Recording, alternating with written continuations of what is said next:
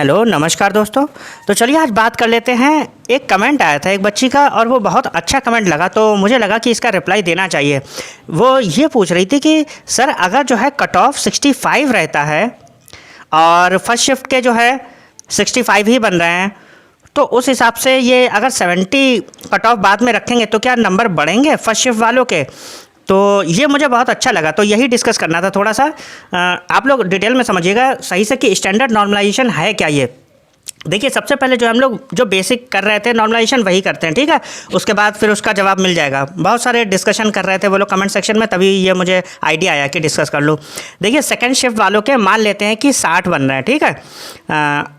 और first shift में जो है वो 65 आ रहे हैं, क्योंकि बहुत लोगों के जो है फर्स्ट शिफ्ट में नहीं पहुंच पा रहे हैं 70 मार्क्स, और फिर कैसे 70 का क्राइटेरिया ये लोग फॉलो करेंगे, ठीक है। तो यही डिस्कस कर रहे हैं। तो सेकंड शिफ्ट में 60 मार्क्स बन रहे हैं, फर्स्ट शिफ्ट में जो है वो 65 बन रहे हैं, और थर्ड शिफ्ट में 70, ठीक है, 70 मान लेते हैं, क्योंकि लोगों के बहुत कम हो रहे हैं। हर किसी शिफ्ट में जो है इतने ज़्यादा नहीं पहुँच पा रहे हैं कि 70 का फॉलो किया जा सके। अब जो है यहाँ पर नॉर्मलाइजेशन होगा तो जो सेकंड शिफ्ट है उसके तो बढ़ जाएंगे, 65 66 तक हो जाएंगे, और थर्ड शिफ्ट वालों के थोड़े से कम होंगे, तो ये 66 67 बनेंगे, जाके 65 तक बनेंगे, ठीक है। तो ये तो 65 बने जाके, समझ में आ रहा है। लेकिन जो क्राइटेरिया है वो तो वो लोग 70 का रखेंगे, समझ में आ रहा है। तो अब वो 70 का कैसे करेंगे ये समझना है। तो देखिए अब डिटेल में थोड़ा सा समझ लीजिए, मुझे ये ऐसा लगा ऐसा हो सकता है, तभी मैंने कहा डिस्कस कर लेते हैं।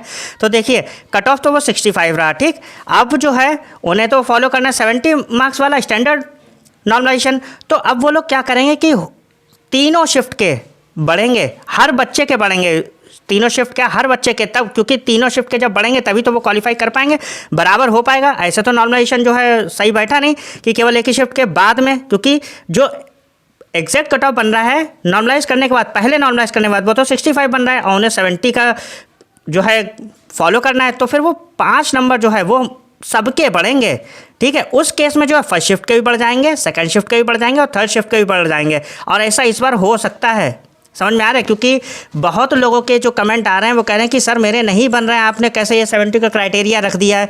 तो अगर ऐसा होता है, देखो वो लोग रखेंगे तो 70 का ही। देखो मैं बता रहा हूँ क्यों, क्योंकि कुछ स्टेट्स के जो है वो तो 70 के ऊपर जा रहा है, 75 के ऊपर जा रहा है, और ये कुछ के जो है वो 70 के कम जा रहा है, तो फिर तो दिक्कत हो जाएगी ना।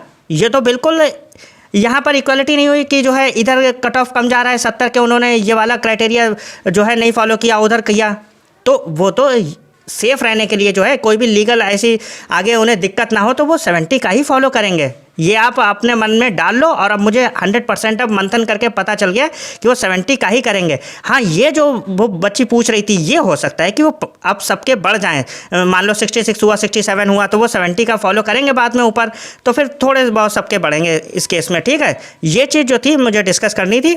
और बाकी जो है नॉर्मलाइजेशन वो बेसिक वाला जो मैंने बताया था तीनों शिफ्ट का, वो तो पहले मैं डिस्कस कर चुका हूँ।